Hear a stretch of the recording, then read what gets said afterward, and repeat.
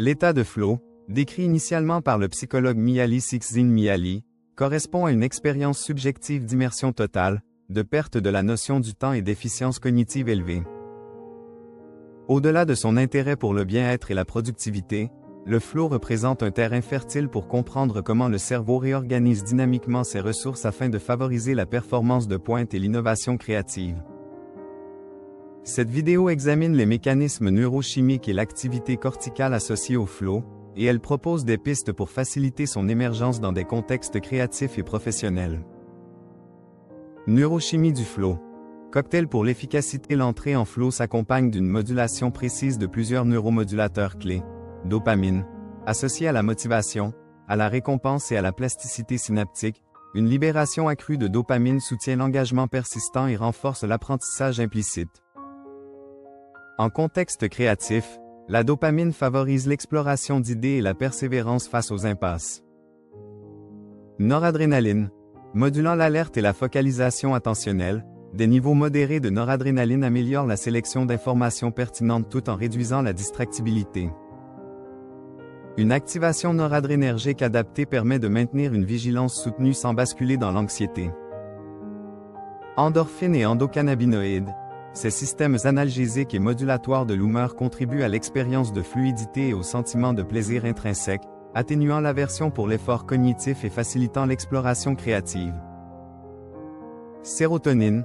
Bien que son rôle soit complexe, la régulation sérotoninergique participe à la stabilité émotionnelle nécessaire pour soutenir une performance soutenue sans variation émotionnelle perturbatrice. L'activation combinée de ces neuromodulateurs crée un état neurochimique où la motivation, la focalisation et le sentiment de récompense convergent, rendant plus probable l'engagement prolongé et la production d'idées originales. Architecture corticale et synchronisation. Sur le plan cortical, le flow implique une réorganisation fonctionnelle caractérisée par des changements dans la connectivité et la synchronisation oscillatoire, réduction de l'activité du réseau du mode par défaut, Default Mode Network, DMN, le DMN, lié aux ruminations, à l'autoréflexion et à la pensée décentrée, tend à s'éteindre partiellement pendant le flow. Cette réduction diminue la voix intérieure critique et l'auto-évaluation, ouvrant la voie à une attention non divisée sur la tâche. Augmentation de la connectivité entre réseaux attentionnels.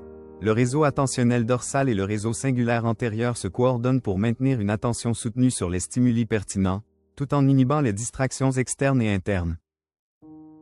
Synchronisation oscillatoire. Des oscillations θ et gamma bien coordonnées favorisent l'intégration d'informations à différentes échelles temporelles.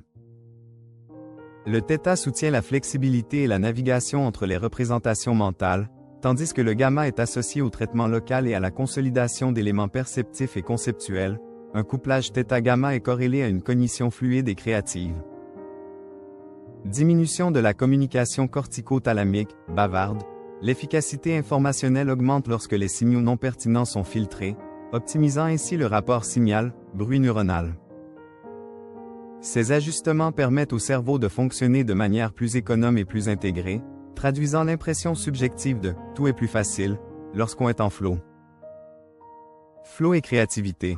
Du détachement critique à l'émergence d'idées, la créativité nécessite une tension dialectique entre pensée divergente, génération d'options, et pensée convergente, sélection et raffinage.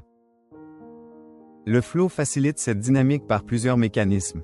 Atténuation de l'autocritique. La baisse d'activité du DMN réduit l'inhibition métacognitive, permettant à des associations inhabituelles d'émerger sans être immédiatement filtrées. Plasticité synaptique accrue sous dopaminergie. L'état favorise l'essai d'hypothèses et la consolidation rapide des connexions utiles, accélérant l'apprentissage créatif incrémental. Engagement prolongé et rétroaction immédiate. Le sentiment de récompense intrinsèque crée un cycle de renforcement qui pousse à itérer rapidement, essentiel pour faire évoluer des idées brutes en solutions originales. Ainsi, le flow n'est pas seulement un accélérateur de productivité, c'est un micro-environnement neurocognitif propice à la génération et à la maturation d'idées nouvelles. Conditions favorables et obstacles. Facteurs facilitants. Objectifs clairs et feedback immédiat. Réduisent la charge cognitive décisionnelle et maintiennent l'ajustement du comportement. Équilibre entre défis et compétences. Un défi trop faible engendre l'ennui, trop élevé déclenche l'anxiété, le flow émerge dans la fenêtre optimale. Environnement qui minimise interruption. La continuité temporelle est cruciale pour les processus oscillatoires intégratifs. Obstacles neurocognitifs, stress chronique et cortisol élevé, perturbent la connectivité fronto-limbique et la plasticité, réduisant la capacité à entrer en flow. Multitâches et interruptions fréquentes, fragmentent les oscillations synchronisées et empêchent la consolidation d'un état d'attention soutenu. Fatigue et privation de sommeil, réduisent l'efficience neuromodulatrice, dopamine, noradrénaline, et altèrent la mémoire de travail. Applications pratiques et implications pour les individus et les organisations désireux d'exploiter le flow, des stratégies basées sur la neuroscience sont pertinentes. Structurer des sessions de travail ininterrompues, blocs de 60-90 minutes, avec objectifs spécifiques. Concevoir des tâches avec niveau progressif de défi et rétroaction rapide. Favoriser routine de régulation émotionnelle, respiration, méditation brève, pour abaisser le seuil d'entrée en flow sans sacrifier l'éveil attentionnel.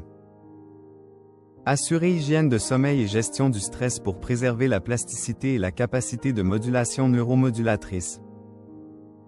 Conclusion: le flow résulte d'une orchestration subtile entre neuromodulateurs et réseaux cérébraux. Une combinaison de dopamine, noradrénaline et d'autres messagers biochimiques met en place un terrain propice tandis que la réorganisation fonctionnelle corticale réduit la self-consciousness et favorise la synchronisation nécessaire à une cognition intégrée. Comprendre ces mécanismes éclaire non seulement comment optimiser la performance et la créativité, mais ouvre aussi des pistes concrètes pour structurer environnements et pratiques susceptibles de favoriser des expériences soutenues de flow.